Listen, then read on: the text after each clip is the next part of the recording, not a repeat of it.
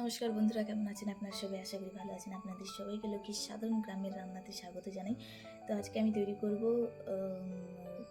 মানে একটা পরোটা মতো তৈরি করব সন্ধ্যাবেলা টিফিনের জন্য, হালকা ফুলকা টিফিনের জন্য। আপনারা চাইলে স্ন্যাক্স বলতে পারেন, যা কিছু বলতে পারেন, কিন্তু আমার মতে আমার কথাতে আমি পরোটাই বলবো।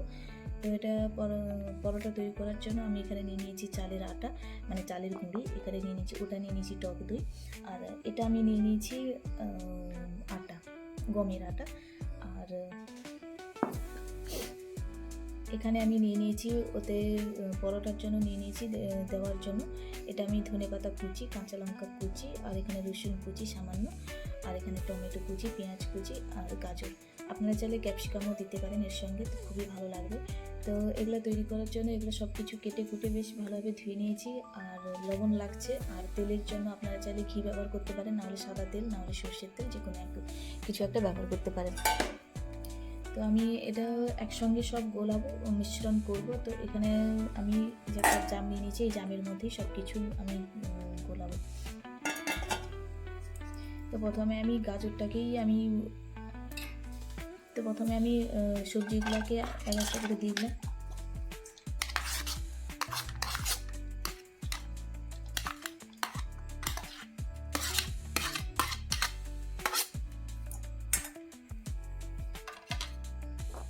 এরপর আমি চালের আটাটা দেব।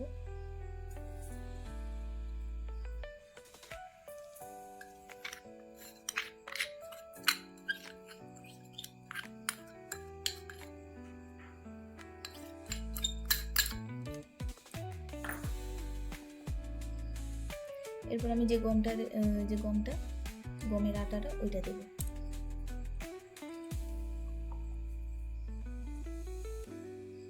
এরপর আমি এতে টক দইটা দিয়ে দেবো।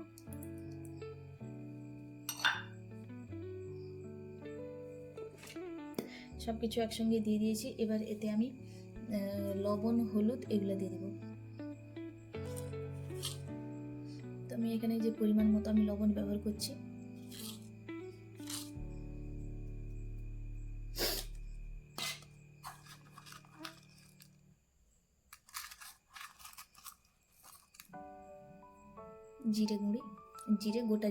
গোটা জিরে, আর সামান্য হলুদ গুঁড়ো। এগুলো সব একসঙ্গে দিয়ে দিয়েছি, আর একটুখানি জল দিয়ে আমি এটাকে বেশ ভালোভাবে মাখিয়ে নেব।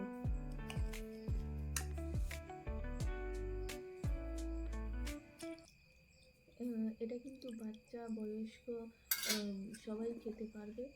খুবই হেলদি একটা রেসিপি এই রেসিপিটা।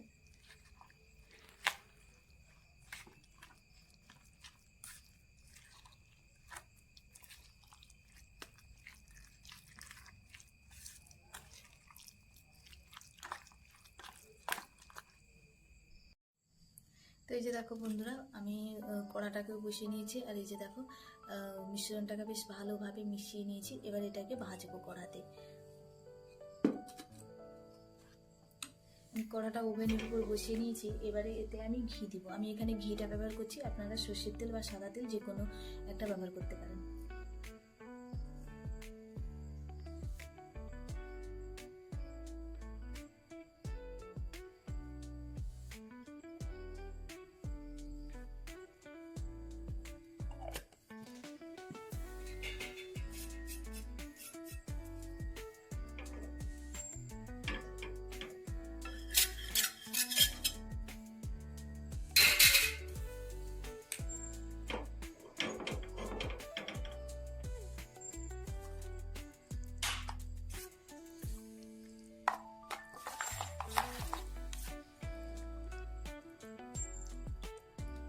আমি মিশ্রণটা কিন্তু এইভাবেই গাঢ় করেছি, বেশি পাতলা করিনি। আপনারা চাইলে আপনাদের হিসাব মতোই তৈরি করতে পারেন। এবারেতে আমি কম কম করে দিয়ে দেব।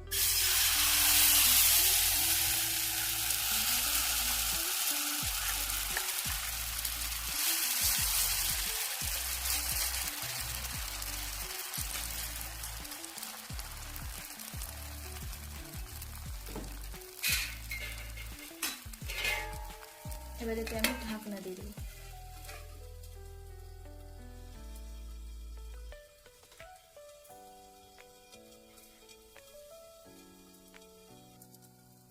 এবারে এই ঢাকনাটা খুলে দেখবে কতদূর হয়েছে। দেখতেই পাচ্ছ অনেকটা হয়ে গেছে। এবার এটাকে উল্টে দেবো, উল্টে আর একবার ভেজে নেব।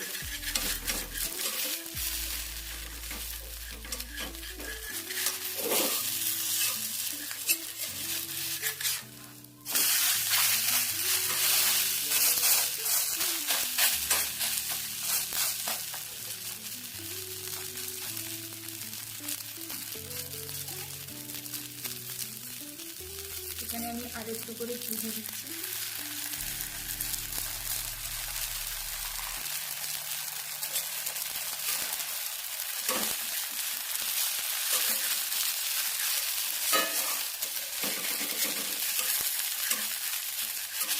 এটা কিন্তু খেতে খুবই সুন্দর লাগে।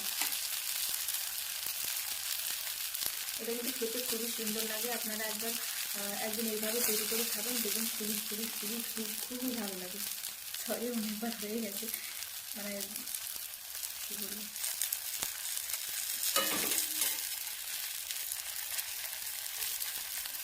এবার এটা বেশ ভালোভাবে ভাজা হয়ে গেলে তুলে নেব।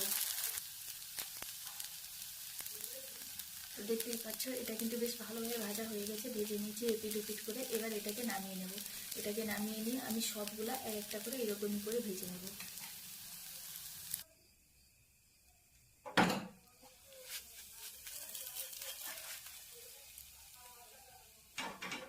তো আমার এখানে প্লেট হয়েছে তৈরি। এবার এই প্লেটে আসবে পরোটা, চাল আটার পরোটা।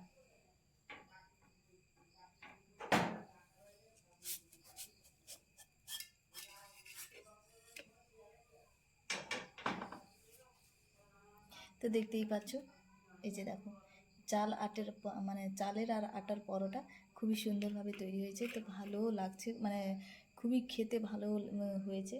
আমি একটা টেস্ট করে দেখেছিলাম, মানে যেগুলো আগের থেকে তৈরি হয়ে গেছে সবগুলো তৈরি করে নিয়েছি, যেগুলো ঠান্ডা হয়ে গেছে ওগুলো টেস্ট করে দেখেছিলাম। এটা এতটা এতটা সুস্বাদু হয়েছে, এতটা খেতে ভালো হয়েছে, আপনাদেরকে বলবো কি। তো একদিন আপনারা এইভাবে বানিয়ে খান, দেখবেন খুবই খুবই ভালো লাগে খেতে। তো ভালো লেগে থাকলে লাইক, কমেন্ট, শেয়ার এবং সাবস্ক্রাইব করবেন। ভালো থাকবেন, সুখে থাকবেন। অসংখ্য ধন্যবাদ।